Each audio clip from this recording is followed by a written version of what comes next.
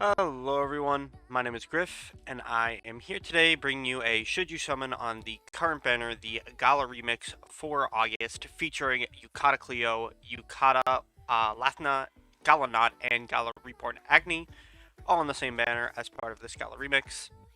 I wanted to wait a few days to go over this banner, or at least until now at least, because I feel like the the two new characters on here are pretty diversive and pretty special in what they're allowed to do.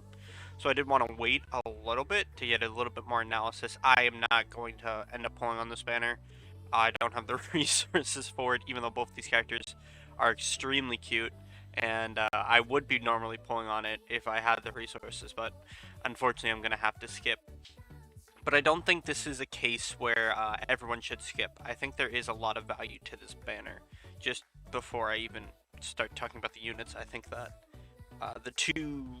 the fact that there's a Gallant on this banner, which I think is probably the strongest adventure in Wind at the moment. Additionally, with Yukata Lathna, who's probably the strongest Wind Blade in the game at the moment, and both of them are kind of side grades to each other. Just before we even get into an actual analysis, both of them are kind of side grades to each other, so they're very similar. So pulling on this banner if you need a wind unit is very good. And then on top of that, you have Cleo and you have Reborn Agni, who Reborn Agni being a Reborn Dragon is obviously very strong. On the same level as Mars, in some cases better, in some cases worse. But Yukata Cleo has a lot of strength to her as well. So I do think this is worth pulling on if you need uh, Reborn Agni or if you need a Wind Adventurer to help carry your DPS. And as far as I'm concerned with Cleo, I think that she's a little bit too niche right now, but she does have a lot of potential. So, before we get into why I think that, let's just go over Yukata Lathna. Very beautiful design, very beautiful art, and we have PA here as well, who is actually part of her story. She has a very cute outfit with a little mouse on her Yukata as well. And the story for this event is very cute and very funny, and I liked it, and it ends up even having Naruto as a boss at the end, which I thought was really a nice touch to the entire event as a whole. But here we have Summer Moon's Howl, deals damage to enemies in a line, dispels one buff on each target and activates skill shift if the attack connects. Phase 1 grants the user a defense amp, Phase 2 reduces the target strength and grants the user a defense amp, Phase 3 reduces the target strength and grants the user a defense amp. So as you can see here, each stage of this also dispels, and then each stage also, after 2, does strength, and then the third one also does defense, and all of them give a defense amp. So in actuality, if you cycle through this skill basically just as fast as you can, one full rotation of her first skill is a team defense amp, just as it is, because it will go to defense amp 1, defense amp 2, and then team defense amp, because there's actually no cooldown on when you can increase the defense amps.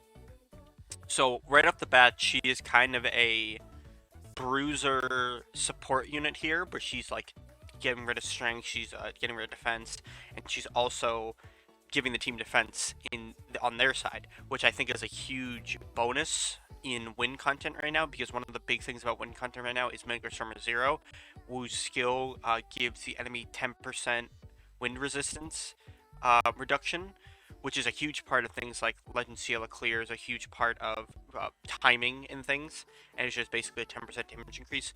As that goes forward in this, even with her second skill here, which also reduces wind res a little bit, those things can stack together, and she really is a really good disabling kind of remedy unit, where she is debilitating the enemy while also gaining stuff for your side. And a second part about her second skill is that she actually does more damage based on the level of amp she has. So it says deals damage to targets and nearby enemies, lowering their wind resistance, and deal bonus damage based on the total level of the current user's amps. So it says bonus damage, team amp level 1, you get a bonus, team amp level 2 plus you get another bonus. I believe that this stacks with strength and defense. So if you have both, you do even more. I haven't seen any gameplay of that though, and I kind of was waiting to see if anyone posted it. No one did yet, so I'm going off what I think.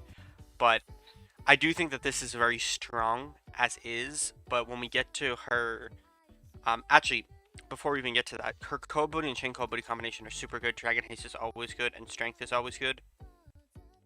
And then she has Reduced Strength Punisher, Freeze Res, and base skill damage just in her abilities. A little lackluster in that department, but I think the rest of her kit's really what's carrying her. This first skill has a lot of potential, and a big thing that's going to be going forward in the game, from what I can tell, after Audric's release, after Legend Tartarus, which is focused on dispelling so quickly, is that dispelling on repetition dispelling, in the sense of what Noct can do, in the sense of what Gala Audric can do, in the sense of what Lathna can do here, is probably going to become a necessity. And the more that becomes a necessity, the more value units like this have who can do that. I don't know how much of a necessity will be in win content, but just going off the fact of like Legend Cielo requiring so much dispel, and then now another unit that is focusing on dispel again and DPS in that sense, it's a little bit worrying for the future. But I do think that she's extremely strong, probably one of the strongest win units that we currently have. So I do think she is worth going if you have the resources.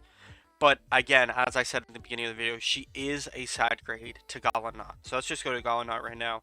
Gallant is a Wind Dagger. She's also a Dragon Drive unit, or a Shapeshift unit. You know, she basically the way that she works is that she works on combo count, and also both of her skills have Dispel.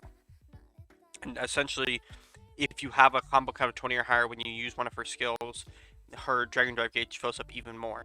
And then when she's in the Dragon Drive version, she deals damage and inflicts Stormlash and has Stormlash Punisher as part of that.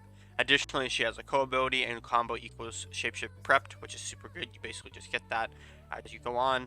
And then even there, as we can see, grants not the unique shapeshift called Metamorphosis and places the Dragon Gauge with Metamorphosis gauge. Basically, she just has Dragon Drive, where she turns into a giant dragon. Then she has both susceptibility to freeze and boss at 100%, and then she has Flurry Strength.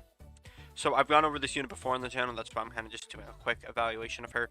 But her DPS is extremely strong because when she shifts into Dragon Drive, she gets 2 different skills, and those skills will always come with the 100% skill prep.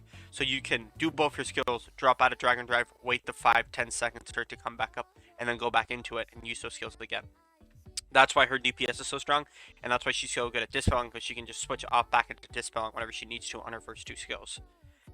But, like I said, these two are side grades of each other. I don't think, if I had to pick one that was better, it's definitely not. But I do think that Lathna holds a lot of weight as she is currently in the game. She has the potential to be strong and has the potential to do the things that she needs to, while also focusing on aspects that not can't, like strength debilitation and defense debilitation, and also wind resistance. So I do think that she is very, very strong. And then we have Yukata Cleo. Yukata Cleo is probably my favorite unit going into this, but she's probably the most diverse. So if we go and look at this, she has Vespa Mirage. Deals damage to enemies directly ahead and creates a debuff zone that adaptively suppresses damage dealt by enemies within it. Adaptive suppression reduces damage with no element attunement, as well as elemental attuned damage that the target has an elemental advantage to. So basically, as it says here, the modifier is -5% and it lasts for 10 seconds. So basically, while you're in this debuff zone, or while the enemy's in this debuff zone, their damage is reduced by 5% if you, 1, have no element, or 2, have an elemental resistance. So if you're bringing a wind unit to a water content, you put this down, you take 5% less damage while they're in it, but it lasts only 10 seconds. Pretty interesting, pretty cool design space for a unit, but again, it's kind of niche. And it's kind of, she's the only one who can do this currently, and the size of it isn't too big.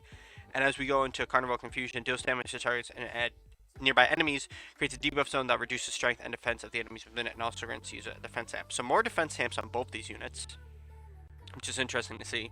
As you see, another debuff zone called Captive Catch, which does 10% strength, 10% defense, and gives the defense amp. And then she has skill damage and HP plus wind res. And then Festival Fever. This is probably the most interesting part of her entire kit.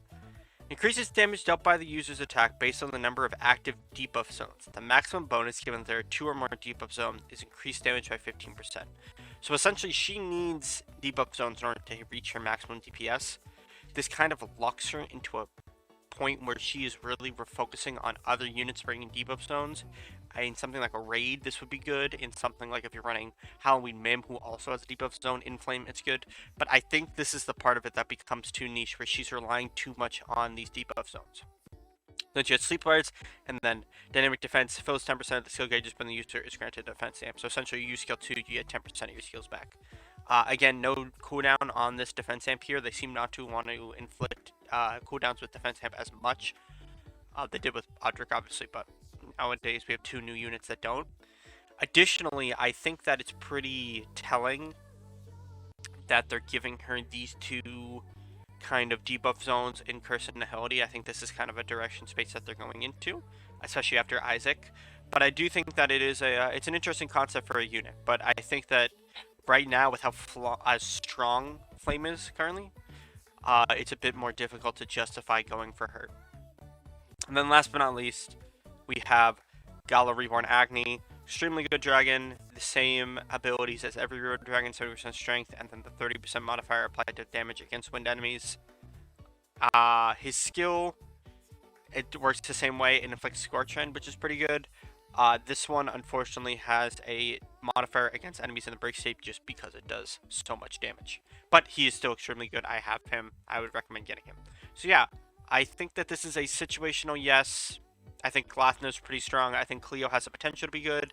Not is obviously one of the best units in Wind in the game, and obviously one of the best units in the game, and Reborn Agni holds its own. So yeah, I do think this is a pretty good banner, and I do think it is worth summoning. So thank you guys so much for watching. Be sure to like and subscribe, and I will see you guys next time.